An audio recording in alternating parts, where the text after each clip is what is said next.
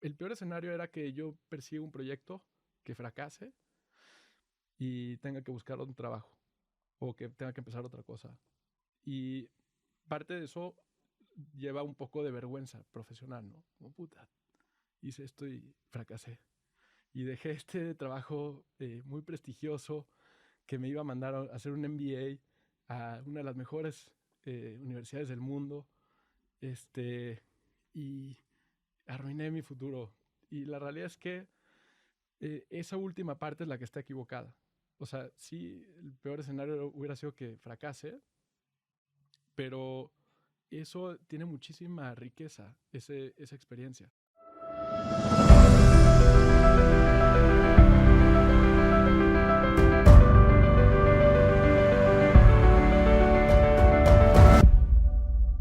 Soy Oscar Austria y esto es Caminos Extraordinarios, un podcast sobre personas que decidieron atreverse a construir su vida ideal y que nos explican su proceso. El mundo necesita más gente construyendo su vida ideal, y si aún no has decidido empezar, tengo un newsletter para ayudarte. Suscríbete en caminosextraordinarios.com/N. Mi invitado de hoy es Eric Suwalski.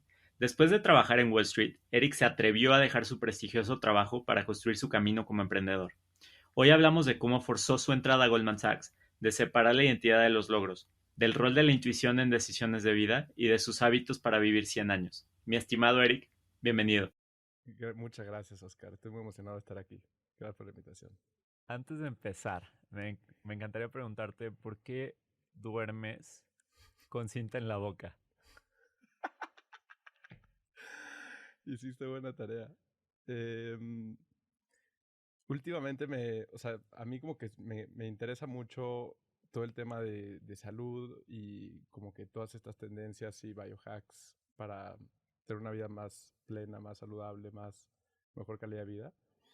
Y me volví fanático del sueño. Eh, Me eché un libro que se llama Why We Sleep de Matthew Walker, buenísimo, que te convence de que dormir es lo más importante que tienes que hacer para tu salud. Y conforme más me meto en el tema de sueño, aprendo que respirar por la nariz es muy importante. Y si tú respiras por la boca cuando te duermes, o sea, si se te abre la boca y respiras por la boca, no la cierras el resto de la noche, entonces respiras peor y eso altera mucho la calidad de tu sueño. Entonces, eh, sé que hay gente que le parece rarísimo, pero eso se resuelve súper fácil con una pequeña pedacito de tape en la boca de esos como para piel y ya, y respiras como por la nariz. Y entonces, literal, o sea, un detalle súper pequeño tiene un impacto enorme en tu calidad de tu sueño. Pero sé que hay gente que me ve como un loco cuando, cuando lo hago. Mi esposa en particular. Vayamos un poquito para atrás. Cuéntame cómo fue tu niñez. Eh, yo crecí en Monterrey, en una familia pues muy tradicional, pensaría yo. O sea, mamá, papá. Tengo un hermano mayor que se llama Elías, que es mi socio en Diabesmart. Entiendo que cuando eras niño te diagnostican diabetes. Sí, ¿Cómo afecta eso tu vida? muchísimo. Yo creo que es uno de los eventos más determinantes en mi persona. Cuando tenía como, o sea, justo una semana antes de cumplir 8 años, me diagnosticaron con diabetes tipo 1. La realidad es que no tengo muchísima memoria previa a tener el diagnóstico de diabetes. Entonces, tampoco es que, o sea, creo que para todas las edades que te puede dar, yo siento que me dio así como en la edad perfecta, ¿no? Porque como que a los 8 años empiezas a tener un poquito de conciencia como para poder tomar decisiones, pero tampoco es que tienes hábitos ya súper forjados que son difíciles de cambiar. Creces, entras a la preparatoria, una preparatoria diferente de la secundaria a la que venías y decides aplicar a universidades en Estados Unidos. ¿De dónde surge este interés? La gran mayoría de la gente que estudiamos en México la prepa no buscamos estudiar en Estados Unidos porque hay muy buenas universidades en México, pero como que me llamó la atención y apliqué solo a un poco, o sea, a algunas pocas universidades de negocios, como que en su momento yo decía, eh, no, o sea, no tengo como que sí pensaba que quería estar involucrado en el mundo de negocios y como que decidí estudiar finanzas porque sentía que era un poquito más como que numérica de todos los campos de negocios. Y, y al final decidí irme a estudiar a una universidad que se llama Bentley, que está en Boston. O sea, fue un cambio muy grande en mi vida porque pues yo no, o sea, tenía idea que más o menos que quería estar involucrado en el mundo de negocios y sabía que eventualmente quería hacer cosas padres y me gustaban hacer cosas así muy competitivas, pero no tenía para nada claro de qué quería hacer, ¿no? Ni que era ninguna de esas industrias a las que quería involucrarme. A ver, terminas trabajando en Goldman Sachs, ¿no? ¿Qué significaba para ti estar en Goldman Sachs? ¿Y cómo llegas ahí? Sí, Goldman Sachs es un banco de inversión que es muy como reconocido en Estados Unidos y para mí fue increíble, porque pues fue una experiencia, o sea, fue como que la primera experiencia profesional que yo tuve. El proceso para entrar fue muy, muy difícil, porque en Estados Unidos estos bancos de inversión no reclutan de universidades más que de Harvard, de MIT, Stanford, universidades así muy, muy competitivas, ¿no? O sea, a Bentley nunca va a ir Goldman Sachs a tratar de hacer un evento para reclutar a nadie. Entonces, los pocos de Bentley que hemos estado ahí eh, es porque te tuviste que así forzar la entrada a como dé lugar, ¿no? Igual no nada más Goldman, ¿no? O sea, todos los bancos de inversión tienen ese mismo problema, porque ellos es algo muy, muy elite en Estados Unidos, en donde saben los bancos que hay gente talentosa en otras universidades, pero no tantas como para que valga la pena ir a buscarlas, ¿no? Entonces, si tú quieres entrar y no eres de esas universidades, tienes que abrirte el camino tú solo. Entonces, el proceso fue de muchos rechazos, de mucha preparación. Eh, o sea, yo creo que habré hecho, no sé, unas 50 o 100 mock interviews con gente que había estado en la industria. Conoces a otros latinos, igual acá, la gente que conoces oye, yo conozco a este amigo que sí me dijo que tú estás trabajando en este banco, no sé qué, oye, platícame cómo fue ese proceso. Y entonces empieza o sea, a buscar a toda esta gente que te empieza a platicar de cómo es el grupo particular en el que trabajan, cómo es el proceso de entrevistas, cuándo planean reclutar, cuándo planean hacer ese proceso y demás. Y entonces empieza a tener todas estas conversaciones, empieza a conocer a gente. Hay un montón así como que de guías como para prepararte para las entrevistas. Y lo que lo hace muy difícil ese proceso de entrevistas es que te tiene que ir bien en todas. Te entrevistan como 50 personas y la entrevista puede ir por donde sea. Te pueden, o sea, puedes estar platicando con una persona y decirte, oye, a ver, ¿de qué tamaño crees que sea el mercado de los tripies para las cámaras de podcast? O sea, te tienes que romper la cabeza para tratar de pensar en cómo tú estructurarías ese problema, cómo lo dividirías, o sea, más o menos qué estimados tú tendrías. Y de repente como que la entrevista puede ir por cualquier otro lado, ¿no? Te pueden decir, oye, ¿qué pasó con Boeing esta semana? Híjole, si tú no eres una persona que está proactivamente meses siguiendo las noticias de negocios, cualquiera de esas preguntas que te hagan te puede agarrar fuera de lugar. Y entonces, pues es un proceso muy competitivo. Y entonces el grupo de estrategia al que yo entré se responsabilizaba por analizar compañías que pudieran comprar. Tienes 20 años, vives en Nueva York, trabajas en investment banking. ¿Cómo te sentías? eh, la verdad es que sí, como que ahí empezaba, o sea, como que empiezas o sea, no te cae el 20 así tanto y tampoco es que, no sé, nunca me la he creído, pero sí era muy padre como que estar justo como que en el corazón de todo lo que está pasando en el mundo financiero, estar ahí, a pesar de que no eres nadie y que no estás tomando ninguna decisión realmente, pues como es muy emocionante, ¿no? Y como que te das cuenta que te empiezan a dar responsabilidad, mucha responsabilidad a una edad a la que pues en ninguna otra compañía te lo darían. Y entonces eso te da mucha presión y como que te obliga a estar siempre como que a la altura de las expectativas. Y platícame un poquito de los pasos que seguiste para tomar la decisión de volver a México y entrar a consultoría. Pues mira, primero empieza con el hecho de que yo entro el primer día a este trabajo en Goldman y me dicen, solo para que sepas, este internship no tiene una vacante al final del verano, porque estamos haciendo unos cambios y en realidad no tenemos una plaza, ¿no? Entonces, como que desde el principio me dijeron, eh, te recomiendo que empieces a hablar con otros grupos. Entonces, no, otra vez tenía que empezar a estar rogando y a estar buscando a gente. Y como que realmente hice un proceso así de introspección muy grande. Yo dije, si yo realmente me quiero regresar a México, y ya llevo 4 años fuera porque me fui a estudiar la universidad, como que realmente hace sentido quedarme en Nueva York y luego tal vez plantearme un MBA, como que todas estas cosas con la idea de me voy a preparar para después regresar a México, o hace mucho más sentido buscar una experiencia en México.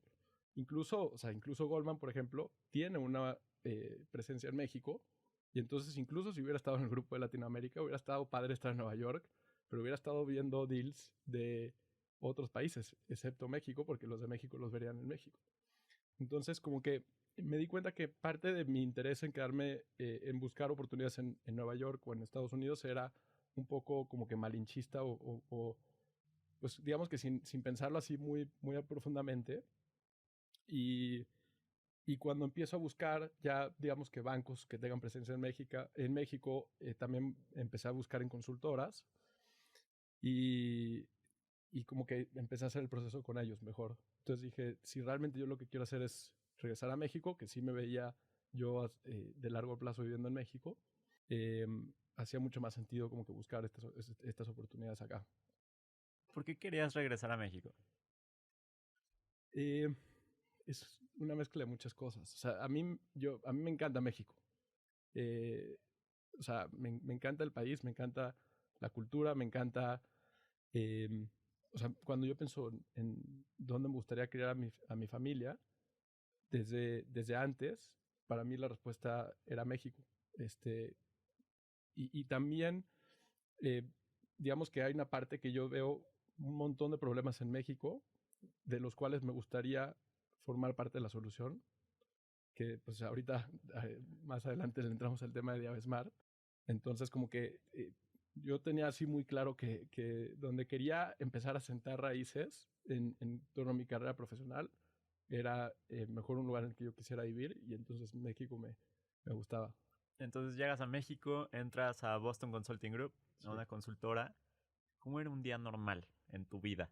Para la gente que no sabe qué es consultoría, digamos que yo soy una empresa que tiene que tomar una decisión estratégica importante, para la cual me gustaría escuchar la opinión de expertos que me asesoren. Y digamos que tú eres el socio de la consultora y me interesa escuchar tu opinión, no nada más la tuya personal, o sea, la opinión de tu firma, eh, sobre, yo qué sé, sobre si debo de cerrar la fábrica de vasos de agua, o si la debo de crecer, o si la debo de vender. Y entonces, pues tú, eh, que vendiste el proyecto, sabes que para poderle dar una buena respuesta tienes que dividir esa respuesta en un montón de partes para que tú puedas construir los argumentos de lo que le vayas a recomendar al cliente. Y entonces, como un associate, que es el nivel más bajo, típicamente te toca una parte de esos argumentos.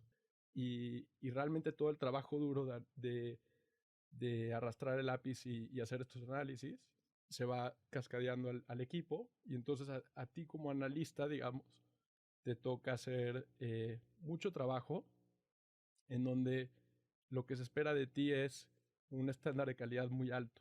O sea, lo que le están vendiendo al cliente es las mentes más brillantes del país se van a tomar 3 meses en responderte esta pregunta. Y entonces tiene que ser un trabajo, y es un proyecto que venden muy caro, y entonces es un estándar de calidad muy alto el que esperan. Platícame del lado oscuro de consultoría. Cuéntame eso. Pues sí, bueno, la realidad es que, o sea, yo estoy muy agradecido con consultoría, y creo que si tuviera que tomar la decisión de nuevo la volvería a tomar. Em, el lado oscuro es que son muchas horas de trabajo. Entonces, digamos que en una semana típica vas a estar trabajando entre 70 80 horas a la semana. En un trabajo, en un proyecto muy, muy duro, puedes estar trabajando alrededor de 100, 120 horas a la semana. Entonces, si hacen las cuentas de cuántos son 120 horas a la semana, es prácticamente trabajar todos los días muchas horas, ¿no? Entonces, pues eso, o sea, digamos que mucho de lo que trae consigo, o en mi caso, lo que traía era justo como que un periodo en el que no estaba yo muy enfocado en mi salud ni en mi salud mental. Estaba mucho más enfocado en eh, yo quiero aprender esto y quiero hacerlo bien y quiero exceder las expectativas. Y entonces eso me hacía priorizar completamente mi vida laboral. Entonces, digamos que realmente es muy demandante si tú lo estás haciendo o sea, si tú realmente lo haces a largo plazo. Y ahora platícame el otro lado, el lado El lado positivo. brillante de consultoría. ¿Qué era lo que más te gozabas? Eh, para mí, o sea, lo mejor que tienen estas compañías es la gente, en realidad. Digo, ahí nos conocimos tú y yo. Tú y yo entramos el mismo día. Sí. Este, pero creo, pues como tú lo sabes, tú y yo y además otros de BCG hemos formado muy buenas amistades y creo que eso es muy raro. O sea, la gran mayoría de la gente no hace amigos reales en su trabajo. O sea, hay gente que tiene amigos del trabajo, pero, pero nosotros dejamos BCG hace varios años y seguimos viéndonos, o sea, de manera recurrente y no nada más contigo, o sea, con varios amigos. Eh, y creo que eso realmente es un testamento enorme de la calidad de la gente, no nada más en cuestión de talento, o sea, en cuestión de la calidad humana de la gente con la que te toca trabajar. Eh, Creo que, o sea, parte de estar en estos trabajos lleva una parte de síndrome de impostor importante, porque la gente con la que estás rodeado es mucho más brillante que tú y no es nada más brillante, es muy buena onda y muy buenas personas. Este, y entonces eso es increíble, porque realmente estás con gente eh, pues muy, muy superior a ti que te estira. O sea, no es que no es que es muy superior a ti para decirte, mira qué tonto eres, ¿no? Sino es muy superior a ti y te enseñan para que tú aprendas esos caminos y esa manera de hacer las cosas. En algún momento decides emprender, ¿no? Platícame ese proceso de decisión de estás en consultoría, un trabajo muy prestigioso y luego dices, oye, quiero algo más. ¿Qué pasó? Pues mira, a mí yo siempre había tenido como ese gusanito de emprender. Incluso cuando ahorita te platico de las cosas que yo pensaba de yo quisiera vivir en México y hacer, digamos que tratar de tener un negocio en México y resolver problemas en México, eh, era algo como que sí estaba, digamos que en mi mente, en el fondo de mi cabeza desde antes. Igual buscaba trabajos como este de consultoría y de banca porque son muy buenas escuelas.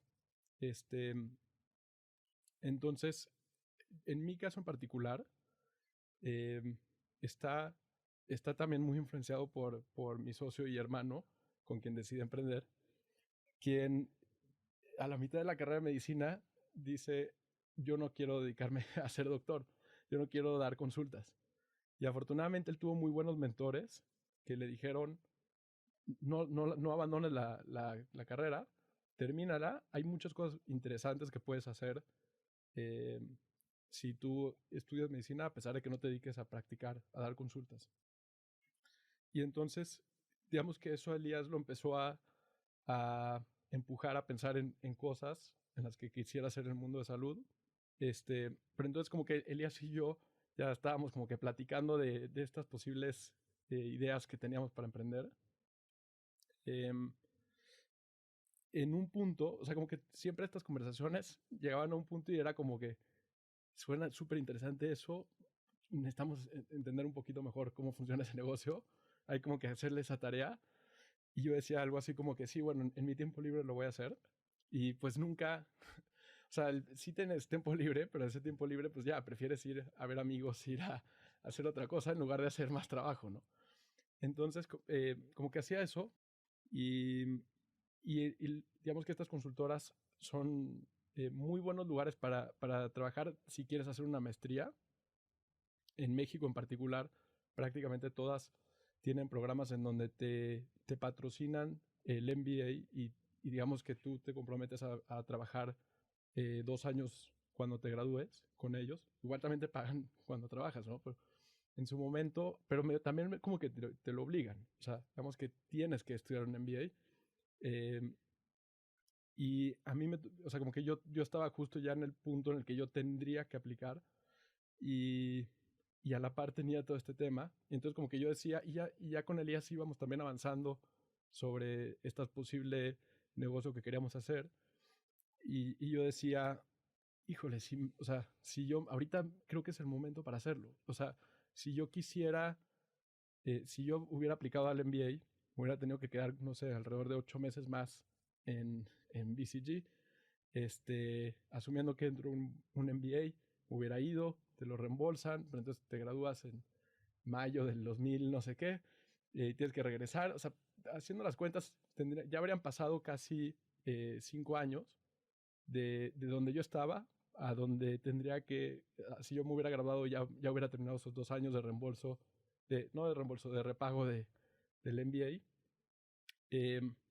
Y como que yo decía, híjole, en 5 años, no sé si esta oportunidad ya va a estar tomada y tal vez si yo la empiezo en 5 años ya va a ser muy tarde.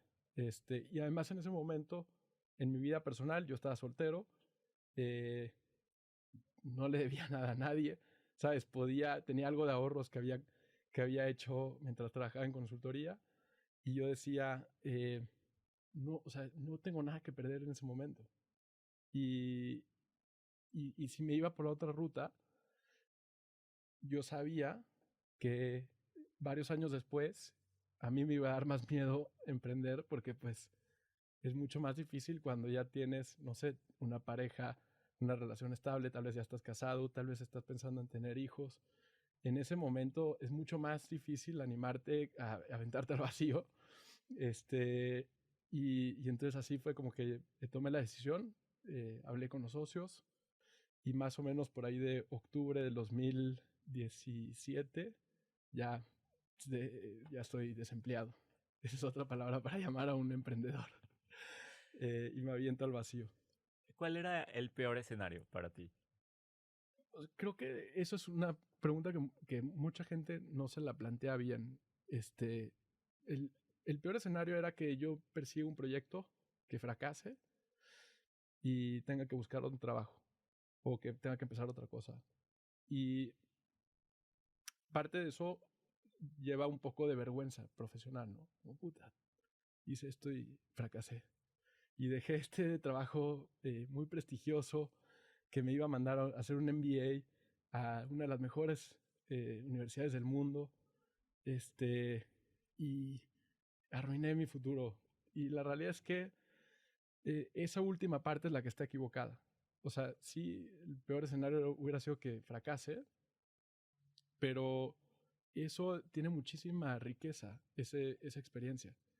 Entonces, una de las ideas que en un libro leía era que, pues, o sea, si tú quieres ser un emprendedor, tener un emprendimiento fracasado mejora las probabilidades de que tu siguiente emprendimiento tenga éxito.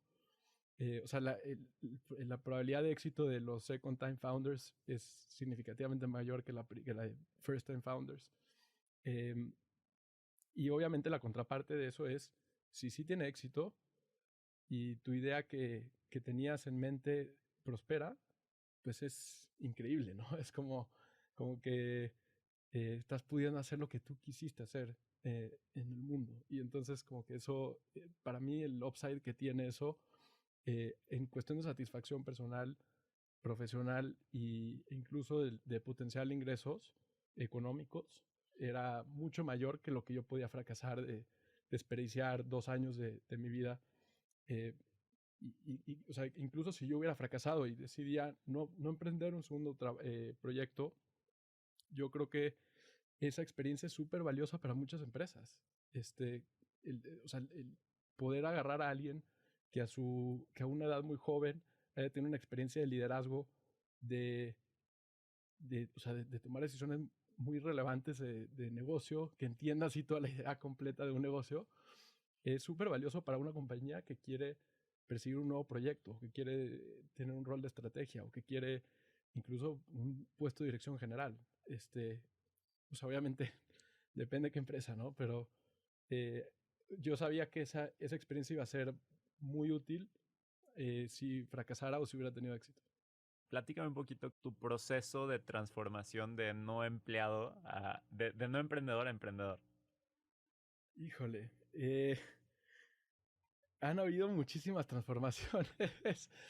eh, o sea, creo que en cuestión profesional, eh, un cambio muy grande que hay entre consultoría y emprendimiento es que, o sea, justo en consultoría estás trabajando 3 meses para tomar una sola decisión estratégica y que requiere muchísimo análisis y muchísimo trabajo, mucho reflexión y demás. Y las decisiones en el mundo de emprendimiento no puedes tomar una decisión cada 3 meses. Tienes que tomar 3 decisiones al día.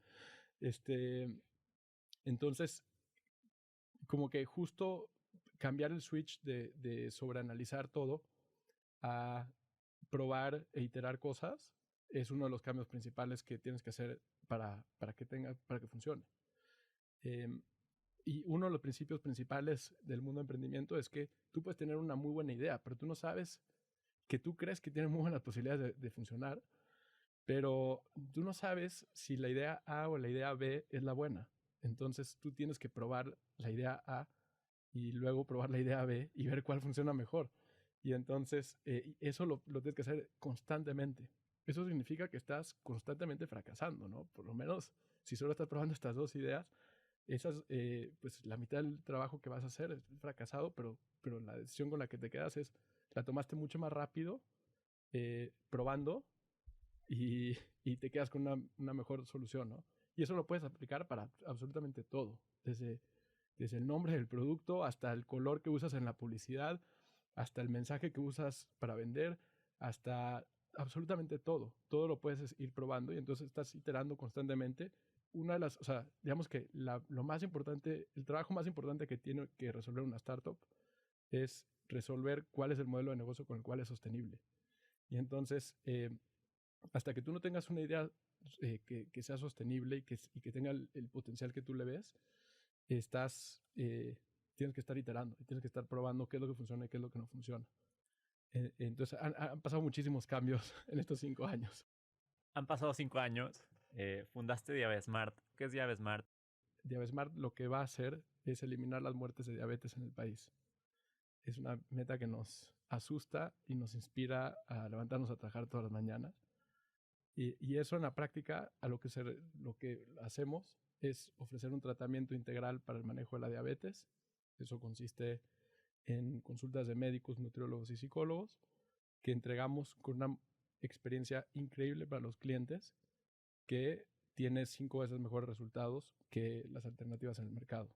Entonces, estamos, digamos que muy emocionados de estar teniendo una solución que está teniendo resultados tan positivos en uno de los problemas más grandes que tiene el país, que es la diabetes que no está bien controlada y que obviamente pues tiene todo este componente personal que yo ya conozco y que está tratando de resolver los pain points de nuestros clientes que yo tengo todos los días, ¿no? A ver, platícame cuál ha sido tu mayor reto y cómo lidiaste con él. Pues, o sea, han habido cientos, pero el reto principal o el más grande que hemos tenido que resolver fue cuando llegó la pandemia. Cuando empezamos el negocio, el modelo de negocio que teníamos era de vender un plan anual, en donde solamente atendíamos a pacientes si nos pagaban un año por adelantado. Y eso a nosotros nos ayudaba a arrancar con muy poco capital, porque pues el dinero te lo pagaban el año de golpe, y entonces tú con eso podías tener gastos fijos que podías pagar. Eh, y era un modelo con mucha fricción para vender, pero que funcionaba y que cuando llega la pandemia, o sea, que estaba creciendo bastante, pero cuando llega la pandemia, toda la gente pospone los servicios no urgentes en donde nosotros caímos. Digamos que es importante, pero no urgente, ¿no? O sea, igual que ir con un dermatólogo o un dentista es importante, pero no es urgente que lo tienes que hacer, ¿no? Entonces, cuando llega la pandemia, todo el mundo dice, yo no voy a hacer nada que no sea urgente, que sea médico. Y mucho menos está la gente pensando en prepagar un año de servicios de algo, ¿no? Con toda la incertidumbre económica, eh, digamos que nosotros pasamos de vender meses récord a vender cero, casi, el mes siguiente. Y después nos dimos cuenta que ya, o sea, era un riesgo muy grande de que pudiéramos quebrar y tuvimos que cambiar el modelo de negocio para, en lugar de vender un año entero, al modelo tradicional de salud, en donde tú vas y pagas por una consulta. Eh, y entonces, pues, un negocio que tiene costos fijos y que pierde el 95% de sus flujos de un mes a otro, ese fue un reto enorme, enorme, gigantesco. O sea, fue un reto muy, muy, muy difícil de resolver, en donde teníamos que lograr generar suficientes ingresos para sobrevivir y eso es ni siquiera, solamente sobrevivir para dejar de verle servicios a la gente, ¿no? Porque nosotros le vendíamos un año de servicios a la gente por adelantado. Entonces, ese fue un reto monumental, monumental, en donde tuvimos que hacer absolutamente todo de la manera más lean posible en el negocio, recortar todos los gastos que no sean esenciales y, y eso tiene muchísimos subretos, ¿no? O sea, emocionales, de lidiar con esa frustración, de lidiar con ese panorama tan complejo, con la incertidumbre, de que un proyecto en el que aposté claramente mi vida profesional y que iba por un muy buen camino, parecía que era inminente que íbamos a quebrar, este, que podía ser incluso ahí sí, podía ser una quiebra muy vergonzosa, ¿no? Porque podíamos dejar a clientes colgados, en donde incluso, o sea, la manera de sobrevivir iba a ser muy difícil. O sea, incluso como que si nosotros queríamos conseguir capital, pues tenías que realmente ver un camino en el cual eso funcionara. Entonces era volver a empezar de cero con un nuevo modelo de negocio, sin inversión, sin capital para poder probar cosas. Entonces te obligaba a probar muchas cosas muy rápido. eh, y afortunadamente logramos salir adelante milagrosamente, eh, probando muchas cosas y viendo que funcionaba y logrando hacer un servicio extraordinario que nos permitió retener a los usuarios y pues digamos que lograr que el proyecto prospere. Felicidades por eso. Me consta Entonces, lo mucho que trabajaste. A ver, ya me contaste un poquito los retos, pero cuéntame ahora como, cuáles son las ventajas de ser emprendedor, ¿no? pues tiene también mucho, o sea, muchos retos eh, personales, profesionales, te obliga a aprender de todo. A mí que me encanta aprender y desarrollar habilidades, pues te toca aprender de cosas legales, de marketing, de ventas, de gestión de gente, de reclutamiento, de levantamiento de capital. Cada una de esas áreas tiene muchísima complejidad y obviamente es muy difícil lograr hacer todas esas bien. Y entonces ese es un reto muy, muy, muy estimulante como emprendedor. Te obliga a convertirte en un profesional mucho más completo. Eh, y entonces eso es igual, esas habilidades que ahorita yo he ido cultivando y que he ido aprendiendo, eh, si yo en el futuro tuviera que aplicarlas a otras cosas, igual tiene muchos beneficios, ¿no? Entonces digamos que ese es otro upside buenísimo. Y finalmente, pues la parte económica también es una parte que tiene muchísimo upside. Hasta ahorita yo he tenido que sacrificar muchísimo mis ingresos personales. Yo pudiera estar yendo por una ruta que me esté pagando un sueldo mucho más alto y estar mucho más cómodo económicamente, pero también a la par sé que al ser yo dueño de acciones de esta compañía, si yo logro que esta compañía sea muy valiosa en el futuro, pues eso es un patrimonio muy grande que yo puedo acumular. ¿Qué le recomendarías a un estudiante que está eligiendo su primer trabajo, ¿no? Y tiene la mira en tres cosas, o consultoría o banca de inversión, o trabajar en una startup como empleado, o emprender? Yo creo que depende mucho de cada persona, ¿no? justo hay un libro muy bueno que se llama Innovators Dilemma o Founders Dilemma, ya no me acuerdo cuál, que básicamente lo que te dice es, hay un balance entre tener los recursos necesarios para emprender. Eso puede ser aprendizajes, recursos económicos para que tú puedas estar probando ideas sin un ingreso, eh, conexiones, conocimiento de la industria. O sea, hay muchos recursos que tú vas a requerir para que tu emprendimiento tenga éxito. Y la contraparte es tu costo de, pues, que realmente te animes a hacerlo, ¿no? Porque luego están, digamos que si tú tienes un muy buen trabajo y estás muy cómodo, pues es mucho más retador dejarlo todo a un lado para emprender un sueño que no sabes si va a funcionar o no. Entonces, el balance, si lo piensas así, depende del tipo de emprendimiento que tú quieres hacer, el tipo de habilidades que tú quieres desarrollar. Yo estoy súper contento de haber ido por la ruta que tomé.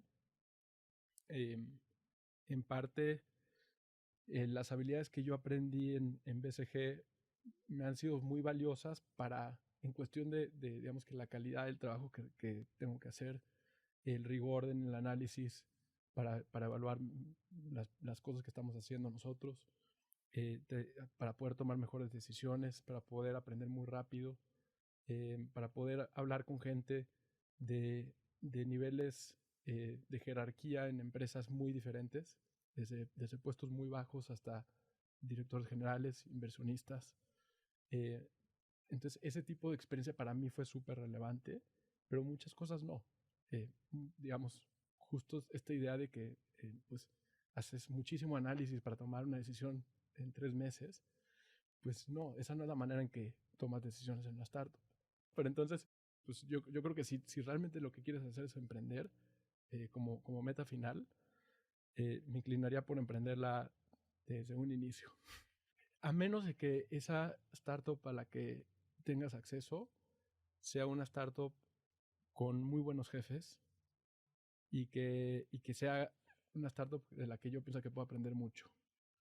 Entonces, cuando hay mucha variabilidad en la calidad de las empresas, de la gente que trabaja en las empresas, va a depender mucho del jefe con el que estás trabajando. Entonces, si yo estuviera en los zapatos de alguien que está por graduarse y tiene que tomar una decisión, yo haría ese trabajo que hice antes de entrar a bancos y a consultoras, de hablar con todo el mundo que trabaja en esos lugares.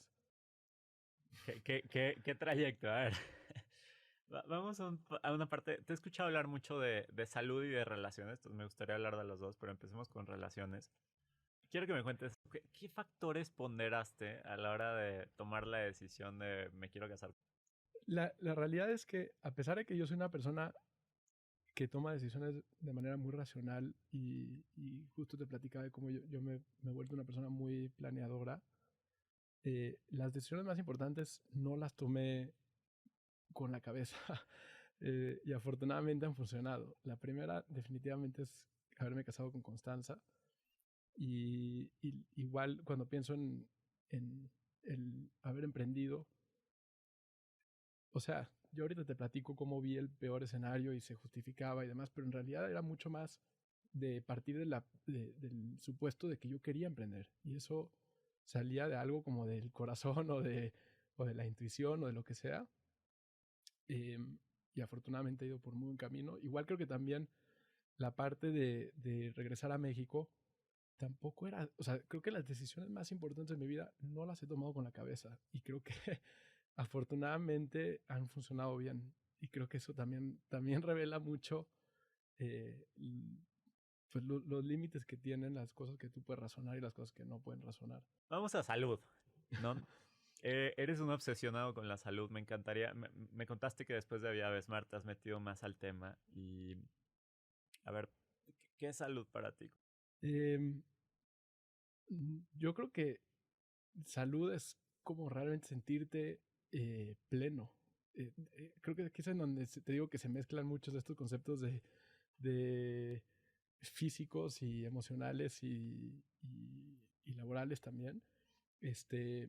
O sea, para mí sí incluye tus relaciones interpersonales, poder pasar tiempo en cosas que no necesariamente son, estás obligado a hacer, poder perseguir hobbies y demás. Eh, lo más importante en mi salud en particular es que mis niveles de glucosa estén bajo control.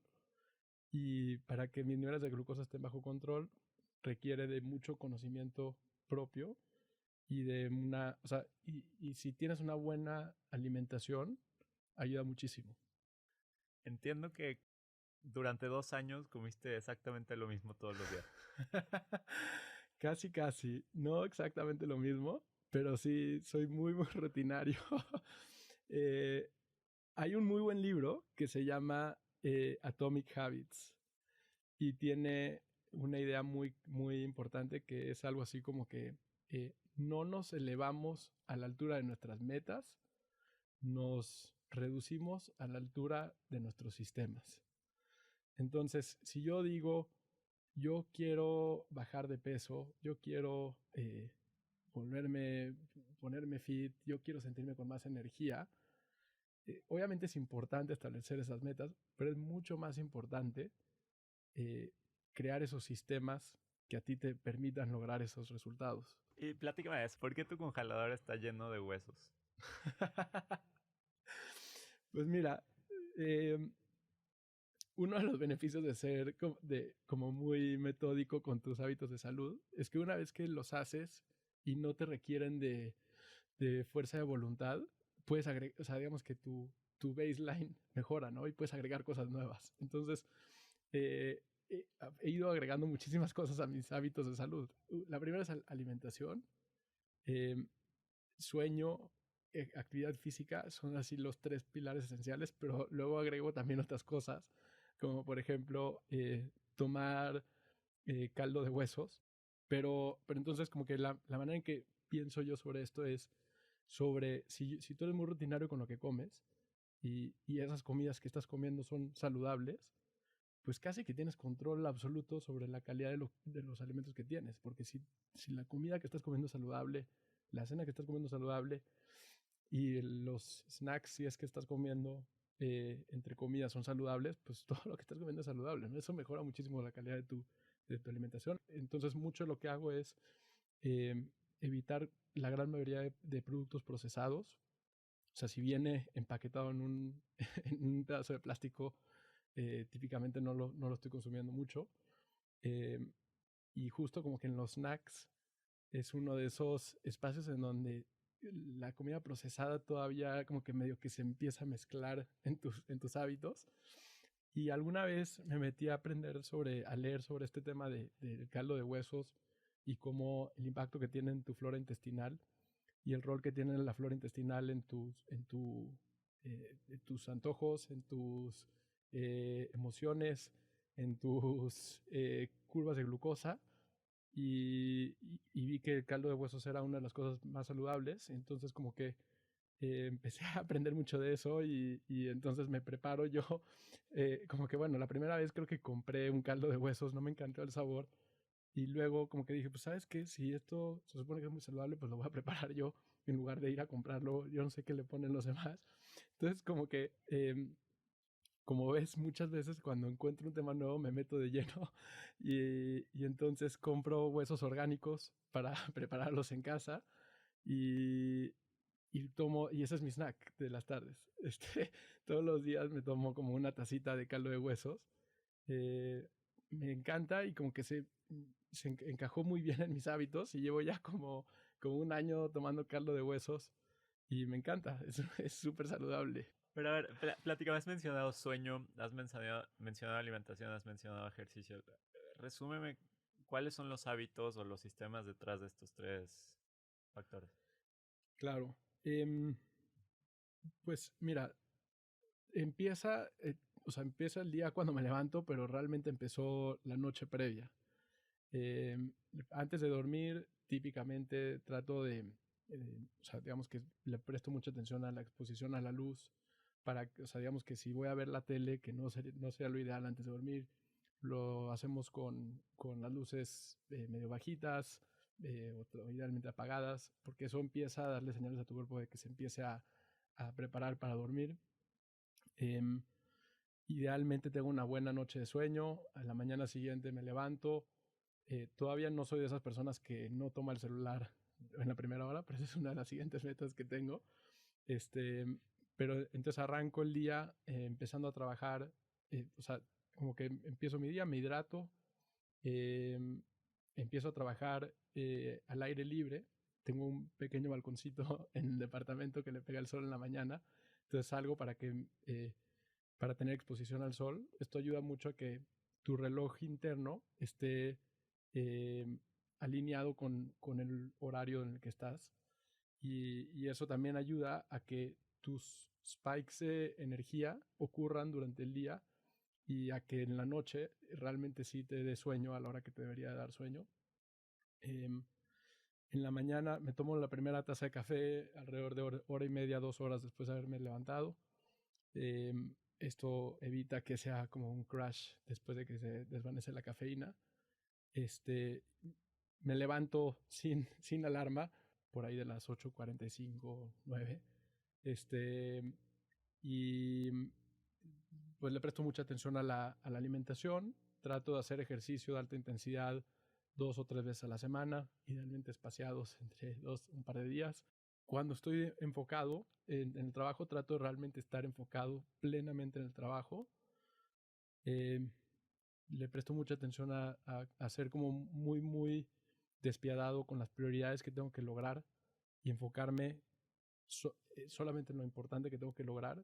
Y trato de cuando termino de hacer las cosas que quiero hacer durante el día, eh, desconectarme completamente del trabajo y estar presente con mi esposa, incluso si es viendo la tele, ¿no? O sea, quiero estar presente completamente, o con amigos. No logro todos los días todo, ¿no? Pero todos estos sistemas y todos estos hábitos que he ido creando me permiten estar mucho más cerca de cumplirlo el 80% de las veces, y a que si no lo tuviera, probablemente solo lo haría pues, una de cada 10 días o una cosa así, ¿no? Salud mental, la has mencionado un par de veces. ¿Cómo has trabajado en esa parte? Yo nunca iba, o sea, yo no crecí yendo a terapia, y cuando empecé a tomar terapia fue justo en el proceso en el que empecé el emprendimiento, en donde una de las cosas que nosotros queremos lograr con Diabesmart obviamente es eh, dar consultas, o sea, realmente atender a los pacientes con todos los servicios que se necesitan. Y las guías clínicas desde hace más de 20 años dicen que un paciente se debe atender con médico, nutriólogo y psicólogo. Yo no me atendía con psicólogo. Eh, en realidad no lo consideraba en su momento parte de mi tratamiento. Ahorita lo considero parte de mi tratamiento de la diabetes. Y, eh, y adicional, el proceso de emprender es muy, muy duro mentalmente, porque es como una montaña rusa y los picos para arriba y para abajo son muy duros. Eh, y entonces, como que conocí a otros emprendedores y me habían hablado, algunos iban con coaches, algunos iban con psicólogos, y entonces así fue que empecé a ir con una psicóloga que me encanta. Y pues sí, es una de las cosas principales que hago para cuidar mi salud mental. ¿Y cómo has transformado tu relación con tu mente o forjado tu carácter? Eh, pues creo que, o sea, uno de los cambios que estoy yo tratando de lograr es em, salirme de esta mentalidad de lograr. Como que yo toda mi vida he pensado en qué cosas tengo que hacer para lograr tal cosa y a trabajar mucho por perseguir esos metas. Como que siempre cuando entro a algo, me meto al 100%. Y así como ahorita te platico de que cocino mis propios huesos o que tengo mi molino para café y que este, eh, como lo mismo todos los días, así ese tipo de manera de afrontar como algo que quiero lograr, lo hago muy, muy seguido. Y eso, digamos que te desarrolla mucho para tener esa habilidad de lograr muchas cosas. Si tú quieres resolver problemas, eso es súper útil porque digamos que lo intento hasta que logro resolver el problema, pero en cuestión de identidad personal, eso puede ser también muy, muy duro, porque eh, no existe tal cosa como que ya terminaste de lograr todas las cosas que querías lograr, siempre hay metas nuevas. Y la realidad es que ni mi persona son la suma de las cosas que yo logro, que el deseo es un contrato contigo mismo de ser infeliz hasta que lo logras. Si constantemente tienes metas y metas muy ambiciosas y metas que te requieren mucho para lograrlas, esa es una receta para estar infeliz constantemente. Eh, entonces, digamos que mucho de lo que he tratado de resolver es redescubrir quién soy yo, qué cosas quiero hacer, qué cosas me gustan hacer que no están relacionadas a metas así tangibles. Eh, y, y como que estar mucho más contento conmigo mismo sin importar si el emprendimiento va por buen camino o no. Obviamente digo el emprendimiento porque esa es como la meta más grande que ahorita estoy persiguiendo. Y me pasaba mucho al inicio que me preguntaban, oye, ¿qué tal? ¿Cómo te ha ido con el emprendimiento? Y les decía algo así como, súper bien, ya llevamos no sé cuántos pacientes y no sé ya logramos no sé qué. Y me estaba dándole un update de mi negocio cuando me estaban preguntando que qué tal estaba yo y qué estaba haciendo. Y creo que eso pasa mucho con los emprendedores, que nos volvemos, o sea, una parte de tu identidad se vuelve muy, muy importante tu negocio. Y si el negocio tiene muchísimo éxito, que esperamos que lo siga teniendo, o termina siendo un rotundo fracaso, eso no quiere decir que yo voy a ser una persona exitosa o fracasada. El negocio pudiera tener un crecimiento increíble, pero si yo termino infeliz, eh, divorciado, sin tener buena relación con mis seres queridos, familiares, amigos, hijos, yo me sentiría como un fracasado. Espero que me sienta, si eso me llegara a pasar, ojalá me sienta como un fracasado. Y viceversa, ¿no? Puede que el proyecto termine no funcionando, que estamos trabajando duramente para que no pase eso, pero si pasa eso, no quiere decir que yo fracasé en mi vida. Eh, y entonces, como que es esa parte de separar la identidad, yo lo veo muy ligado a este tema de estar como que pensando constantemente en lograr. Y entonces como que parte del camino que he tenido como emprendedor es aprender a conocerme mejor a mí mismo y volverme una mejor versión de mi persona y entender que mi persona no es el emprendimiento. ¿Hacia dónde vas? Yo me veo constantemente como un trabajo en progreso y me encanta toda esta parte como de redefinirme, de reencontrar quién soy y qué es lo que quiero hacer con mi vida. Y entonces me emociona mucho qué estará por venir. Eh, o sea, y creo que justo en el ámbito profesional y del proyecto de Diavesmart, ahorita estoy súper enfocado en que este proyecto que ahorita, digamos que esta idea que desarrollamos y que estuvimos iterando y probando, y ya está en un momento en el que la tenemos que escalar y que podemos escalarla, y entonces estamos muy emocionados del futuro que viene, ahora sí como que eh, persiguiendo este proyecto que esperamos que se concrete y que realmente nos ayude a llegar a tocar muchas más vidas. O sea, yo ahorita mismo pienso en Diavesmart así como eh, la herramienta más padre que he construido junto con mi hermano, que nos permitirá realmente cambiar la vida a cientos de miles de personas. Entonces estamos muy emocionados de lo que viene en la siguiente década. ¿Qué consejo le darías a alguien que está insatisfecho con su camino de vida actual? Eh, yo lo que le recomendaría a otras personas, lo que yo estoy haciendo ahorita, que es hacer un muy buen trabajo de introspección para entender qué es lo que está generando esa disatisfacción. Eh, y que entiendas y que tengas muy claro cómo ciertas decisiones van a tener impactos en otras áreas de tu vida. Entonces, como que yo le recomendaría a alguien que se haga las preguntas más grandes de su vida de una manera muy simple. Eh, Muchas veces pensamos en estas cosas como si fueran así cosas hiper complejas y, y mucha gente no se plantea a sí mismo qué tipo de vida quiere vivir y entonces qué tiene que hacer para poder perseguir esa vida. Entonces, eh, Esas son preguntas muy simples. No te claves tanto en el detalle de qué es lo que va a pasar y qué es lo que piensas que va a pasar. O sea, las preguntas más simples son de tratar de entenderte, de qué cosas te pueden llevar a tales cosas. Y con solo hacer un ejercicio así muy simple, te puede dar a ti mucha mejor claridad de por qué rumbo deberías de ir. Y también creo que lo último es, o sea, tampoco pienso que la vida es un color de rosas. No creo que ser feliz significa que todos los días te despiertas con una sonrisa en la cara y que dices, qué emoción que estoy haciendo esto. No, no siempre. O sea, creo que mucho es también replantearte a ti la narrativa de lo que es tu propia vida. Y, o sea, y eso muchas veces te logra cambiar tu manera de entender lo que estás haciendo con tu vida.